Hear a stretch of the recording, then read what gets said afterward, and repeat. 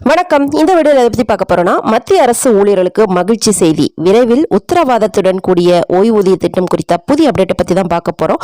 அது என்னன்னு தெரிஞ்சுக்கிறதுக்கு முன்னாடி நீங்க நம்ம சேனலை சப்ஸ்கிரைப் பண்ணலன்னா சப்ஸ்கிரைப் பண்ணி பக்கத்தில் இருக்க பெல் பட்டனையும் மறக்காம பிரஸ் பண்ணி வச்சிருங்க. அப்பதான் நான் போற முக்கியமான தகவல் உங்களை வந்து சேரும். இப்போ வாங்க வீடியோக்குள்ள போகலாம்.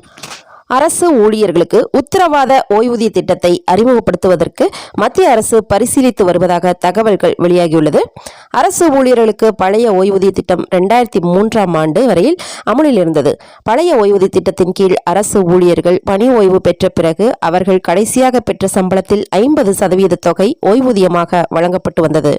2004ஆம் ஆண்டு முதல் பழைய ஓய்வூதிய திட்டம் ரத்து செய்யப்பட்டு NPS எனப்படும் தேசிய ஓய்வூதிய திட்டம் அறிமுகப்படுத்தப்பட்டது. இது ஒரு பங்களிப்பு ஓய்வூதிய திட்டமாகும். அரசு ஊழியர், அரசு என இரு தரப்பிலிருந்தும் ஓய்வூதிய நிதிக்கு பங்களிப்பு செலுத்தப்படும். இந்த திட்டத்தில் எந்த ஒரு உத்தரவாதமும் இல்லை. மேலும் பங்குச்சந்தை ஏற்ற இறக்கங்களின் பாதிப்பின் NPS நிதியில் இருப்பதாக அரசு ஊழியர்கள் கருதுகிறார்கள். ஆனால் நீண்ட கால அடிப்படையில் தேசிய ஓய்வூதிய திட்டம் அரசு ஊழியர்களுக்கு நல்ல வருமானம் கொடுத்துள்ளது. ஆனாலும் இந்த திட்டத்தில் ஓய்வூதியதாரர்களுக்கு உத்தரவாதம் இல்லை என்பதே அரசு ஊழியர்கள் தெரிவிக்கும் மிகப்பெரிய குறையாக உள்ளது. எனவே பழைய ஓய்வூதிய திட்டத்தை மீண்டும் அமல்படுத்த வேண்டும் என அரசு ஊழியர் சங்கங்கள் வலியுறுத்தி வருகின்றன. ஆனால் பழைய ஓய்வூதிய திட்டத்தை மீண்டும் கொண்டுவர வாய்ப்பில்லை என மத்திய அரசு பலமுறை கூறிவிட்டது. எனினும் ஆட்சிக்கு வந்தால் பழைய ஓய்வூதிய திட்டத்தை மீண்டும் கொண்டு வருவோம் என சில எதிர்க்கட்சிகள் ஆதரவு தெரிவிப்பதால் இது ஓர் அரசியல் சிக்கலாக மாறிவிட்டது. தவிர சில மாநிலங்களில் பழைய ஓய்வூதிய திட்டம் மீண்டும் கொண்டு வரப்பட்டும் உள்ளது. எனவே ஓய்வூதிய திட்டம் குறித்து ஆய்வு செய்து அரசுக்கு பரிந்துரைகளை வழங்கும்படி நிதித்துறை செயலாளர் TV சோமநாதன் தலைமையில் நிதி அமைச்சகம் ஒரு குழுவை அமைத்தது.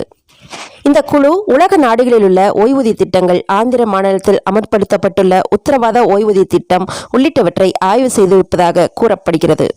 இதையடுத்து அரசு ஊழியர்களுக்கு 40% முதல் 45% வரை ஓய்வூதியத்துக்கு உத்தரவாதம் அளிக்கலாம் என நிதி அமைச்சகத்துக்கு சோமநாதன் குழு பரிந்துரை வழங்கலாம் என பரிசீலித்து வருவதாக தகவல்கள் வெளியாகியுள்ளது.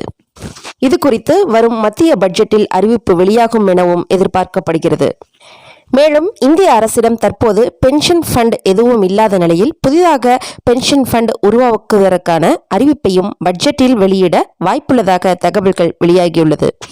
மேலும் இது போன்ற முக்கிய தகவல்களுக்கு நீங்களும் நம்ம சேனலை சப்ஸ்கிரைப் பண்ணல சப்ஸ்கிரைப் பண்ணி பக்கத்தில் இருக்க பெல் பட்டனையும் மறக்காம பிரஸ் பண்ணி வச்சிருங்க. அப்போதான் நான் போடுற முக்கியமான தகவல் உங்களை வந்து சேரும்.